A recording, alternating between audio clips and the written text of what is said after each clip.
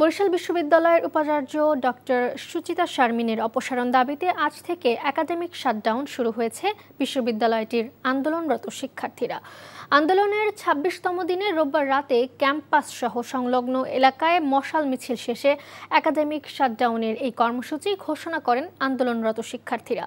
আন্দোলনের সাথে একাত্মতা ঘোষণা করা শিক্ষকরা যাতে একাডেমিক শাটডাউনের সহযোগিতা দেন সেজন্য অনুরোধ জানিয়ে সবগুলো বিভাগে চিঠি দেওয়া হয়েছে বলে জানিয়েছেন শিক্ষার্থীরা।